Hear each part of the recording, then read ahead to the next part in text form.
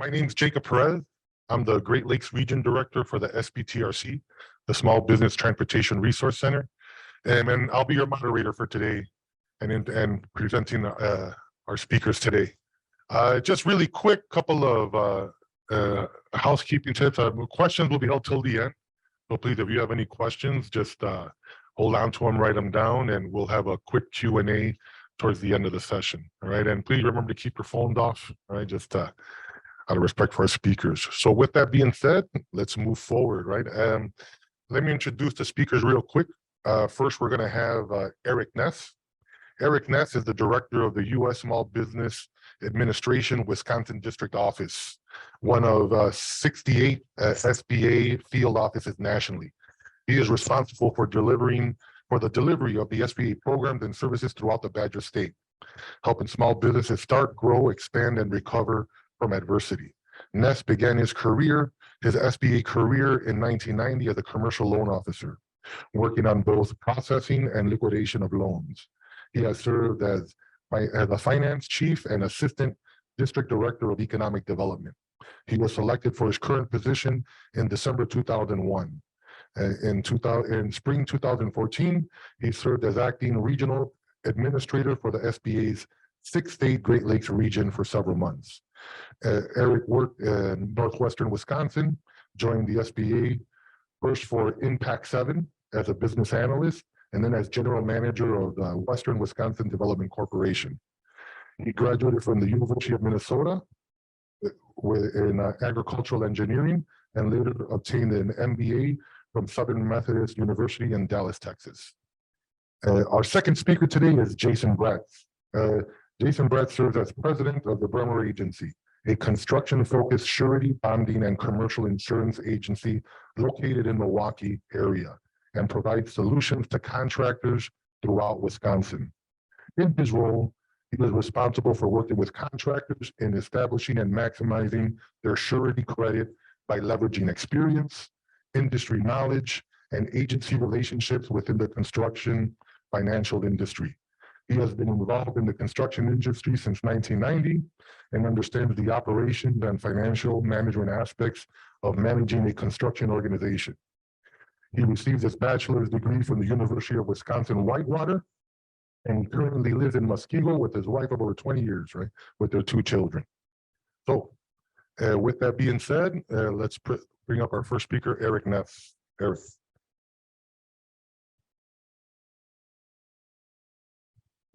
Can you hear me? So this works. Good. Am I loud? Not louder than normal or something. Okay, good. I'm glad you.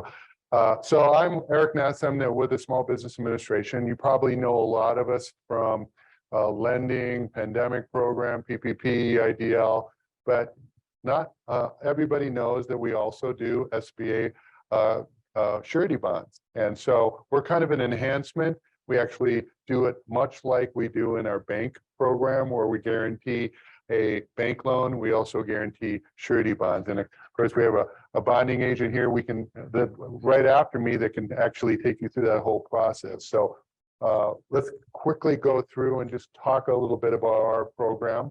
Basically, with 50% of people working for small businesses and 40% of the private payroll going to employees from small business, it's important for us to play a role to make sure that you can have that opportunity to be able to do those projects.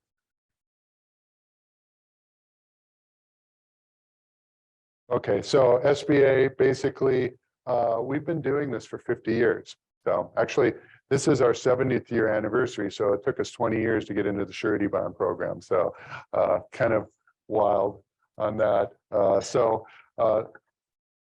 This program is really targeted for businesses, like new businesses, as we put out, help small businesses facing barriers to success. So a lot of times, you know, if you're just getting into contracting, don't have a huge history, SBA can play a role. I know Jason and I were just talking that he had worked with a number of small businesses that use the SBA program and then graduated to a non-SBA product. That's kind of what we're focusing on, is trying to help businesses that need that little extra help, where we will guarantee your surety bonds.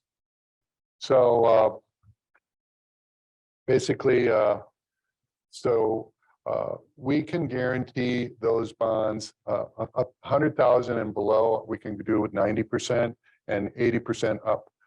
So that's basically what we're going to do, is take some of that risk for businesses to give you access to bid, performance, payment, and auxiliary bonds. So that's kind of the role we're going to play. Next slide is basically our guarantee enables surety bonds companies to bond small businesses that might not otherwise qualify. So the first step of accessing our program is visiting. Well, you can visit our website. I know a lot of times people will just go through you all too and say, hey, I can't do this, but you may be with an SBA. So there's two ways to access our program. So with that, basically the benefit. So if you're working with an agent who participates with this program, which Jason does, you have the chance to grow your business by completing more and larger contracts. A lot of times we'll see, if you're on a large contract, that your contractor that you're subbing to maybe will cover you with surety bonds. We kind of like you to get your own experience so that you can go on and do larger projects. So that's kind of the role we're going to that we play here. So and I know Jason will talk about this more, but kind of these are the three areas that we look at. So capacity, your ability to complete the work, is based on your experience of the field, key personnel, experience day-to-day business. Capital is based on your company's profitability and quality of your financial statements, and naturally character includes small business owners' personal credit history plus their business reputation. So those are kind of the areas that we'll be looking at. So why with the SBA? What's the benefit of going through us? Well, as you can see in the illustration, that the traditional surety market provides bonding for about 10 times the amount of your working capital. And through the Surety Bond Guarantee Program, through the SBA, you could be eligible for bonding up to 20 times your working capital. So it's an opportunity to do larger contracts. And basically, it's targeted at businesses having trouble obtaining bonding, or posting collateral, or paying for funds control, and SBA guarantee bond could be the answer. So that's the advantages. You can kind of see, you can get a larger one. Then we move on to another difference between the regular program and our program is we can guarantee bonds without requiring SBA prepared financial statements. So as you can see, if you're in a startup phase, that may be something that you would want, but you probably are going to want to graduate, as we'll hear from Jason, that you want to get those. So SBA guarantees are available for larger projects, even if you have only internal financial statements. The financial statement requirement is based on job size. For example, SBA accepts in-house business financial statements for contracts up to $2 million. One of the, one of our clients said, basically the ability to get this type of bonding through the SBA Small Surety Bond Guarantee Program allows you as a small business owner to realistically compete with larger corporations for contracts that you want and need and grow your business. So kind of a business that we have worked with, their thoughts on it. And let's see, okay. So again, accessing us. So back to us being around for 50 years. But what we've really changed is how to access it, and it's kind of a technology. The application is processed online. I think that would be mostly what you all will be processing online, and the staff is experienced and professional. So it's really a timing deal. And what we've done, and I think next slide is important, is so we have a prior approval program that delivers underwriting decisions in about 2 days, and includes our quick app streamline option that gives we also have a quick app decision that you can do 24 hours for bonds of $500,000 and less. So it's kind of, we're using our technology to get you an answer faster.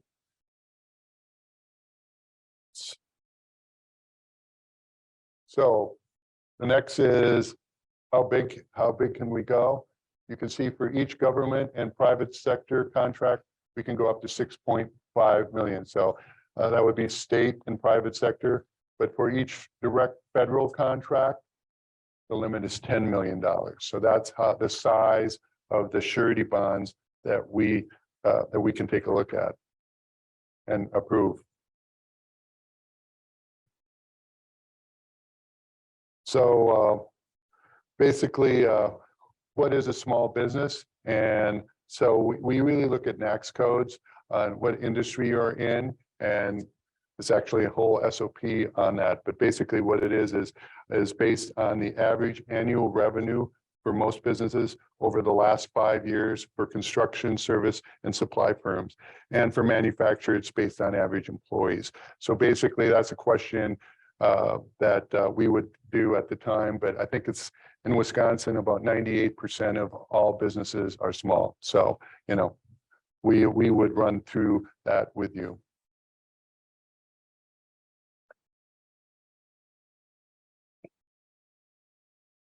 So let's see.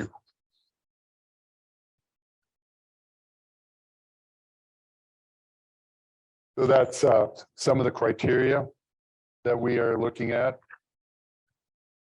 And let's see, I'm going to make sure I'm on the right page here.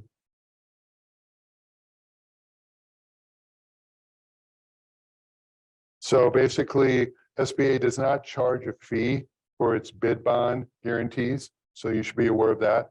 However, for performance and payment and accelerated bond guarantees, there is a contractor's fee of 0.6%, or 6%, actually 6% of the, it's 0.6% of the contract amount that you as a small business will pay the SBA. Additionally, we want you to be aware that there is a surety premium, also the fee that you would be paying the surety bond. So there's two things. So I think it's 0.6%.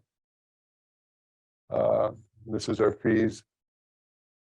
And this is kind of how we access our program. So this is our bonding agents, or our SBA's bonding folks. The people I work with is Tamara Murray.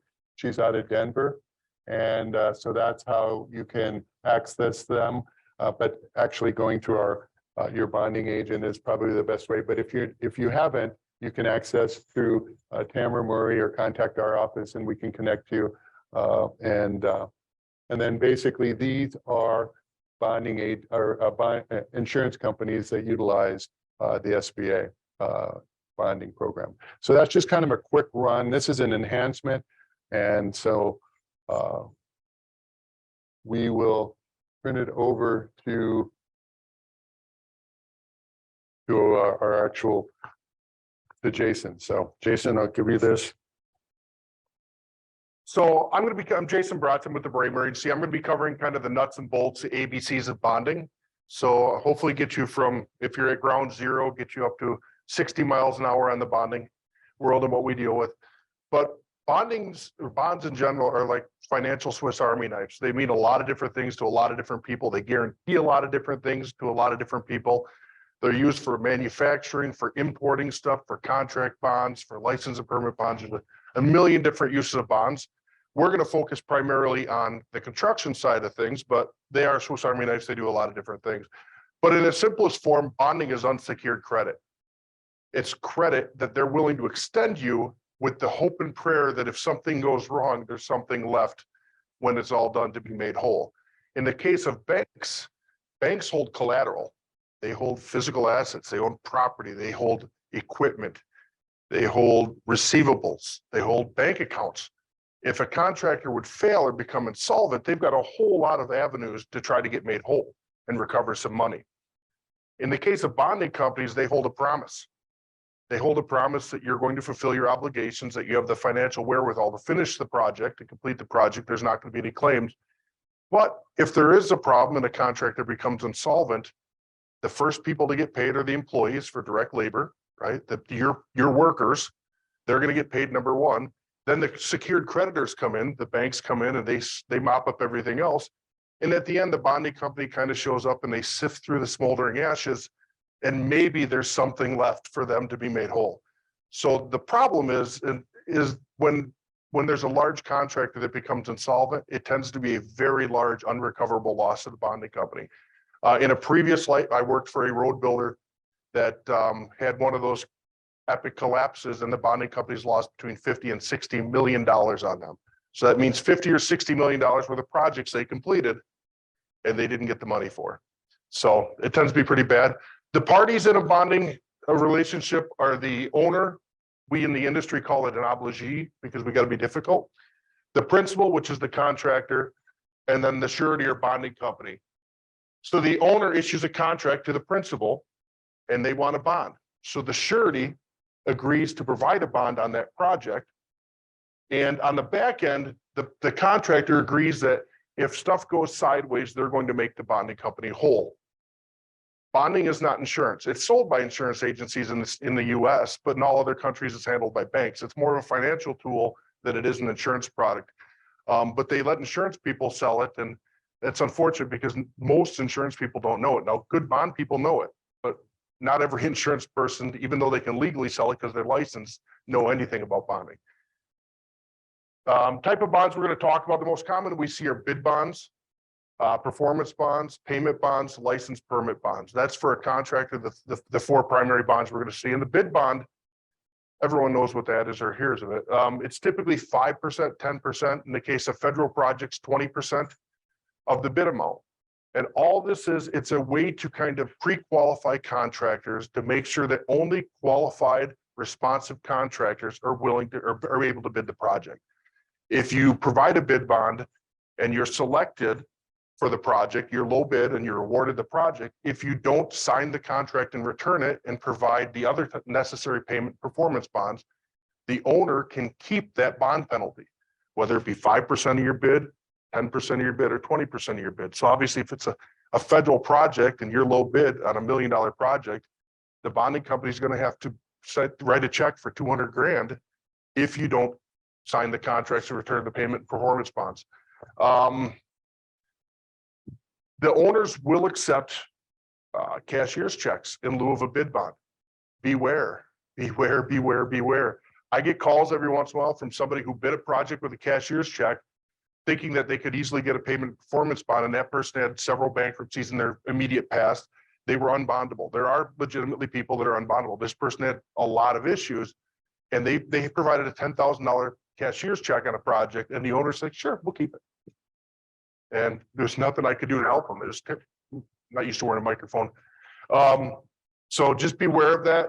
If you don't have a bonding relationship set up and you don't have somebody that's authorized a bid bond, don't go and bid with a cashier's check. That's real money that they've got, and you've got no dog in the fight. Even if it's just a simple scribe error, you transpose numbers on your bid on a bid tab, and you put 56 versus 65, and you're short now on your bid. You can get out of those bids if you follow the timing requirements to protest your bid, and you can get that back. If it's just because you don't have a bonding relationship, that's no good.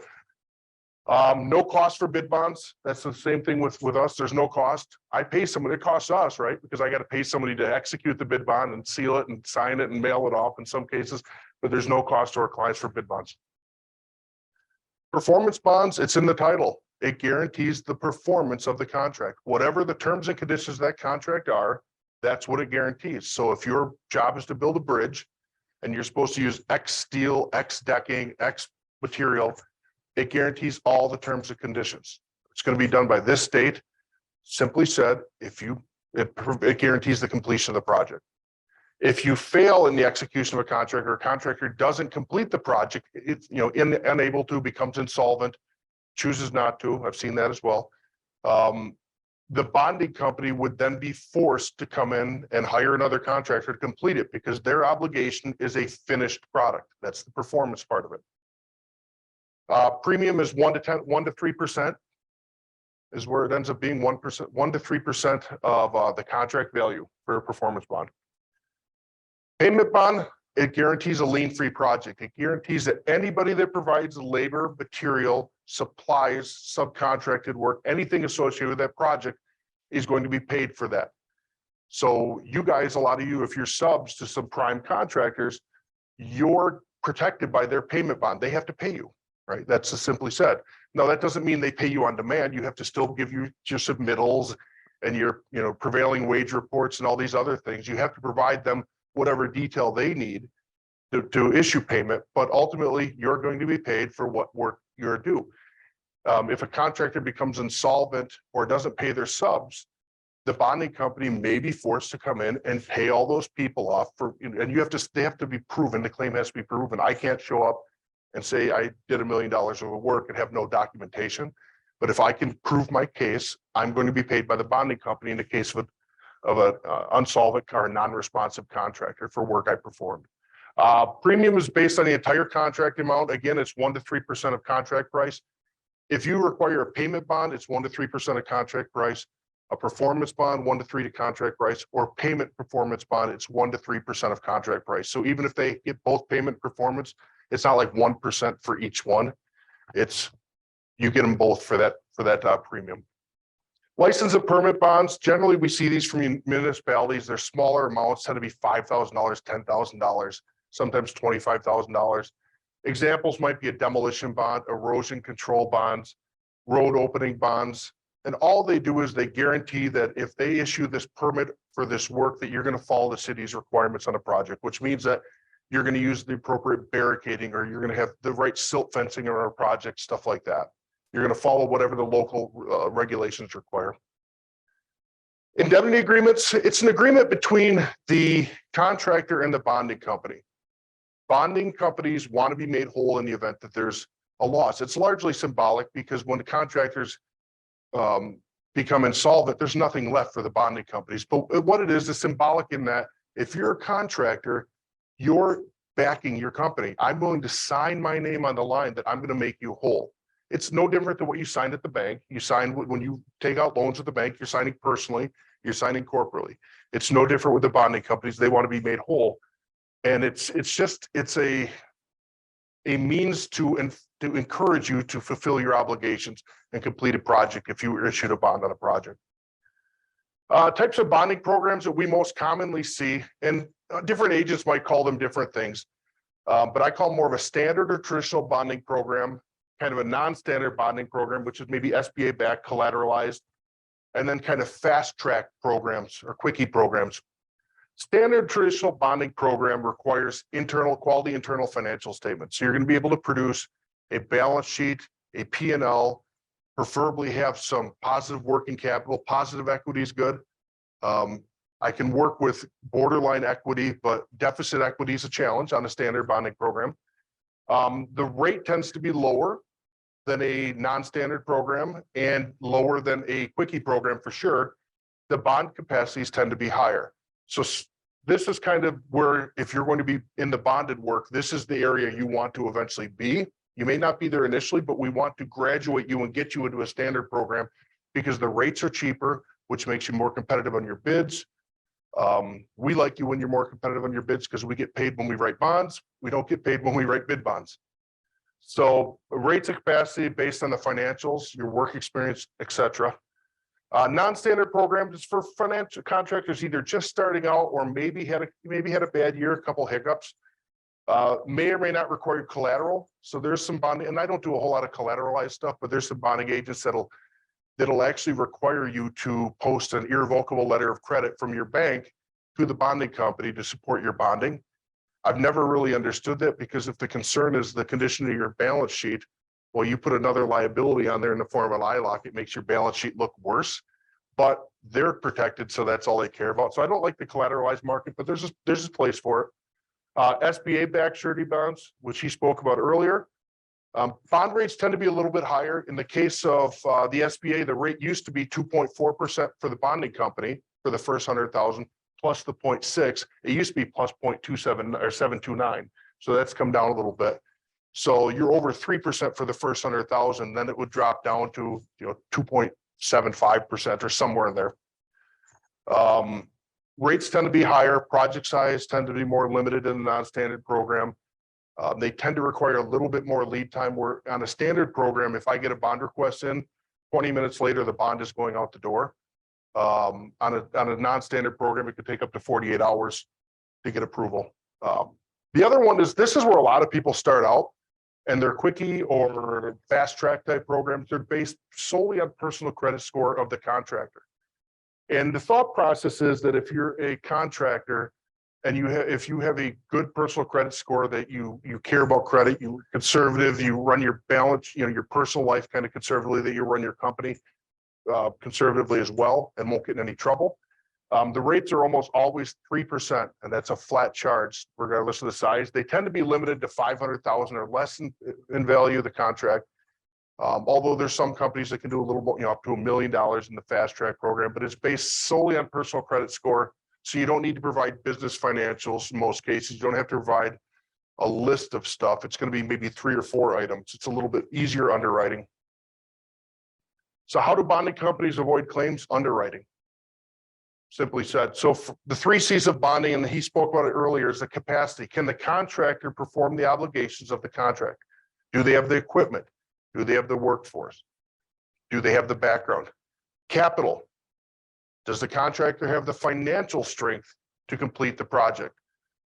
Running a big project takes a lot of strain on the balance sheet. You need a lot of working capital because you have to front the money. Payment terms for material providers aren't as good as they used to be, so you have to pay them sooner than you used to have to. So do you have the financial wherewithal to fund your operation? And do you have the bank line? That's the other part of it. Do you have a bank line that you can jump into if you need to cover the peaks of your demand on your balance sheet? And character. How has this contractor historically performed? Somebody's calling us. Just go ahead and X on that. There we go. Apparently they have the VoIP system on him up on this thing. So do they have the wherewithal to perform, or do they have the lost my train of thought here. Oh, do they honor their obligations? Do they have a history and a track work of, I got to get away from the computer, of honoring their obligations? And do they have the character? Have they, if they said they were going to do something, did they do it? So information for a standard and non-standard program, bonding program, they want to see annual CPA prepared financial statements. If you have a high quality internal statement, we can work with that, right? So you've got QuickBooks or something can produce a reliable, accurate financial statement. Personal financial statements, you can get that, any personal financial statement form from your bank or we don't need it on any special form. They want to see aging of accounts receivable. They discount any receivables that are out over 90 days. And statistically, any receivable that you're carrying over 90 days becomes a lot less collectible. Now, they're not talking about retainage. We understand that retainage they might be sitting on for a long time, but on any accounts receivable, they wonder if you're going to be able to collect it. They want to see current work in process schedules. How much work on hand do you have? Because they want to compare that to your balance sheet to say, does this person have enough funding within the company to fund what they've got in addition to the bonding stuff? Information on related companies. If you own a bar, they're going to want to know that because bars are kind of a contractor risk factor, right? Because a lot of contractors think it's fun to own a bar. They buy the place down the block where they like to hang out on the weekends and they lose money. So essentially they rip the wings and legs off the goose that lays the golden egg, which is the construction company, to pay for the losing other business entity. So they want to know what else you're involved with. Past experience, and what are the continuity plans? If God forbid a bus runs over you tomorrow, what are the plans? what happens. And I've had contractors, we had a contractor on bonded project park his plane into a field in Kirksville, Missouri. It happens. And I've experienced it personally. When they get that financial information, they look at some things. So they look for financial safety zones. Is your debt to equity more than 3-to-1? 3-to-1 debt to equity is a kind of a red flag to the bonding company, because if the bank owns 3 times more than you do, you're not making the decisions. That debt is making the decisions. You've got to find work. It's cash flow issues. You got to bring work in to pay the wolf that's at the door. So I'm not saying bankers are wolves. You can say that if you want. They say the same thing about bonding people. So they're mad because we get the bonded receivables. They don't. They want to see working capital, at least 10% of work on hand. So if you're doing $1 million work program, they want to see ideally 100 grand worth of working capital. So your current assets minus your current liabilities, that's your working capital. They'll do some discounting. Some people have on their balance sheet something called goodwill. Goodwill is not a tangible asset. They'll wipe that off completely. They'll take inventory. And I'll give you an example. Sewer and water contractors, they buy steel, cast iron castings for projects. And when they're done, they end up with 10 of them and they put them back in the yard and they put them on a pallet. And for the next project, they order 10 extra ones. So they've got 50 manhole rings back here in the backyard, cast iron castings, and they're on the balance sheet for $100,000. They're not worth that much. So they tend to discount that by at least 50%. If it's a easily turnable inventory, something that's got real value that you can prove that it's not just something like that, you might be able to make a case. And again, they take out receivables that are over 90 days old. Underwriting for fast track bond programs, like I said, is exclusively based on personal credit score. So if you have a good, solid personal credit score, you're going to probably qualify for bonding through the fast track program. 7 red flags for the bonding company: existing claims with a bonding company. We get calls all the time. Hey, I need a bonding company, bonding agency. Well, who are you with? Well, I was with XYZ company. What happened? Well, I've got a claim with them. Right? Because the bonding company wants to be made whole. And if your assets are already kind of tied up because of the other claim, it's a red flag. That's a challenge. Attempting a project significantly larger than you've done in the past. The contractor graveyards are littered with the bodies of contractors who grew too quick. And they thought they could go from a $100,000 project to a 15 million project, and they've never managed a $1 million project or $1.5 million or a 2. So when you jump on this train and you try to grab these big projects right out of the gate, you don't have the financial resources to do it. Very, very rarely do you.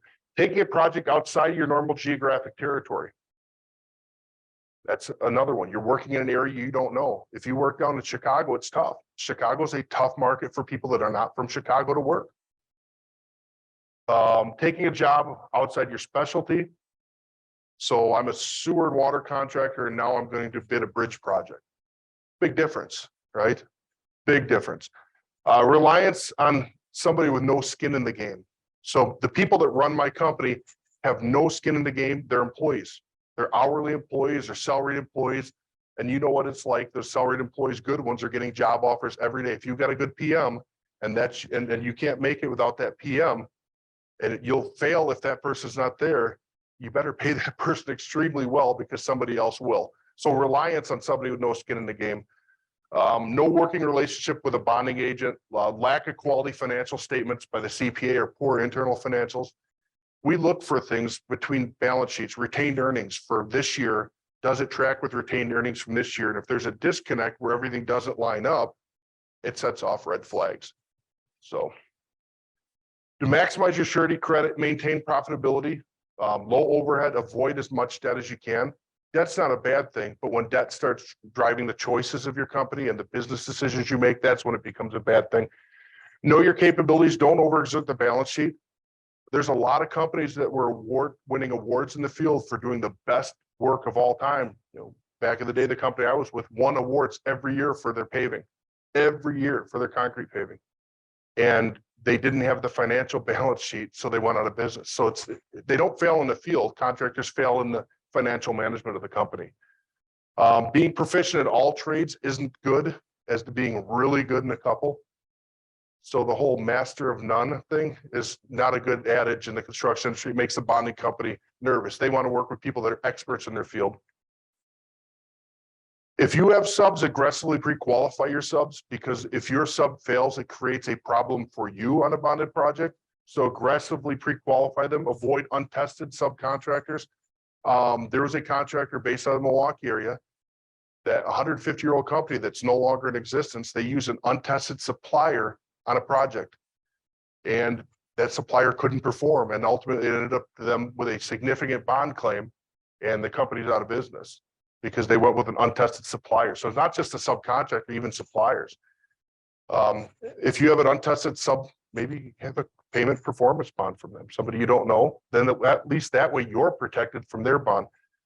Manage receivables. Cash flow is your lifeblood. And if other people are holding on to your money and they're not paying you interest for it, they're going to sit on it as long as they can. So be the squeaky wheel. Anybody that owes you money, be the squeaky wheel. I hate it. Everybody hates collections. I've got people, wonderful clients, that they're in the field running their business, and every once in a while they'll miss a payment or miss a couple of payments, and we got to chase them around and ask them. It's no fun.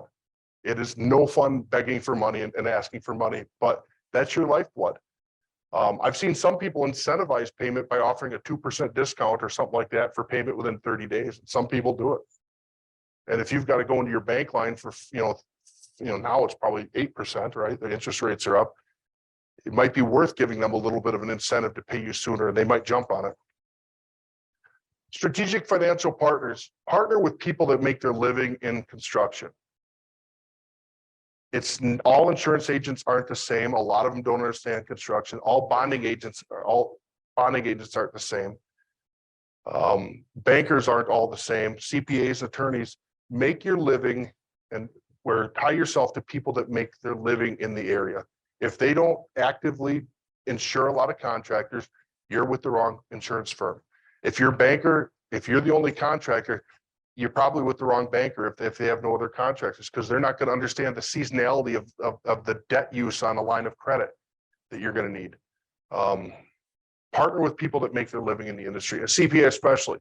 Construction accounting, if you're doing it, well, I guess I would say correctly, is a percentage of completion accounting. It's got overbillings and underbillings. It's different than an accrual accounting for a grocery store or other things like that. It's a different type of accounting completely. And if your CPA isn't versed in that, he or she may not be able to provide you what you need to get you the best credit. And if just having a financial statement from a CPA, if it's not a quality financial statement, it doesn't help you get that higher level of bonding. I think that's all I've got. Any questions for me? Oh, we go on time. Right on time. Thank you very much, Jason and Eric. So yes, so now we'll do a quick Q&A. If anyone has a question, please raise your hand. I'll bring you the mic and you'll be able to ask whatever subject matter expert up here. I do have one quick one. I do have one, right? Well, for Jason, real quick, you mentioned the 3 C's, right? Mm-hmm. Character, capacity. And I know they're all equally important. Is there one that you give more weight to?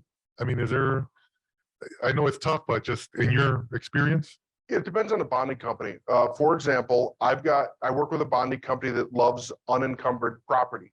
So you may have, on the balance sheet, it might be a little thin on the balance sheet, but you own commercial properties that are unencumbered, that are debt-free. They can write bonds based on it. So it really depends on the situation. I like them all. If you, in an ideal world, you walk in, you've got all 3, job's a lot easier, right? But sometimes there's an issue. Character, I think, is the one that's probably the most important if you had to distill it down, because I think if you've got good character, I think the other 2 kind of follow behind.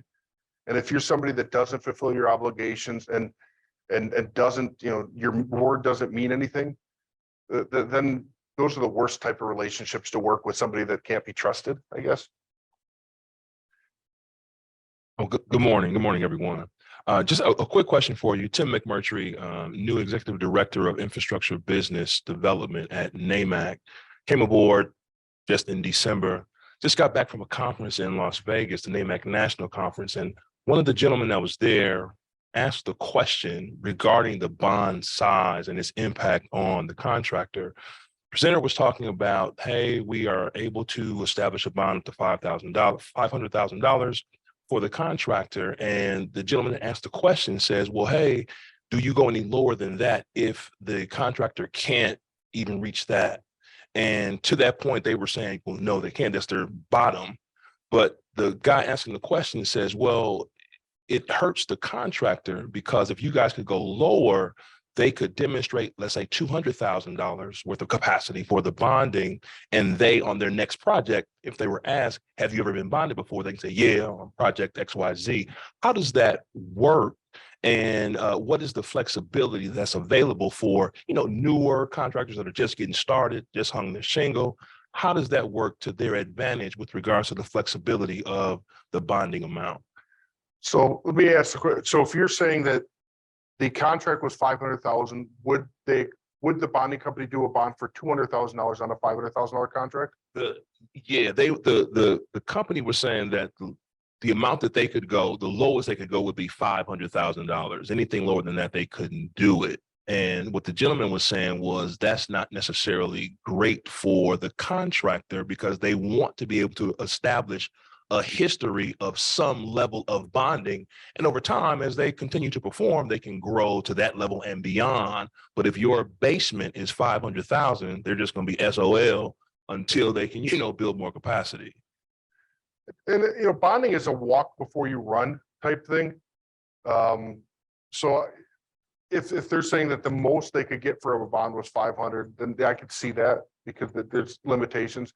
Initially, I thought you were going to ask that because we have it every once in a while. Somebody will say, I've got a $500,000 contract. Can I issue a $200,000 bond on that $500,000 contract? And the answer for that is always no, because which $200,000 are we guaranteeing? The first 200,000, the middle 200,000, or the last 200,000? And where's the contractor going to fail? Again, assuming that they don't, that's always the plan. But if they do, where are they going to fail in there? So the bonding company will they'll issue a $200,000 bond on the contract, but they charge premium based on the entire contract amount. But I don't know that answered your question, but the biggest thing is you have to walk before you run with bonding. And if somebody to start out of the gates with never having done a bonded project, even get a $200,000 or $500,000, that's a pretty big leap, right? If somebody's been doing 10 or 15 or $20,000 project, it's a completely different, you're in rare air at that level. And there was a time when $1 million contract was unbelievable. Anybody that's been in the industry for long enough, anybody probably 55, 60 or older, when they first saw their first $1 million contract, like, wow, that was something.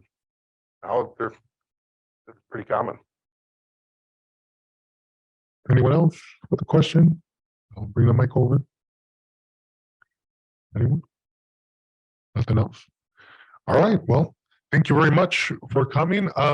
There is the QR code. If you can please scan it and just fill out the quick evaluation, please. It should be either, where would it be, Taylor? All right. You'll be getting it via email and you'll get a link. All right. Well, thank you very much for being here. Thank you. And thank you, Eric and Jason, for your presentation. Enjoy the rest of the conference.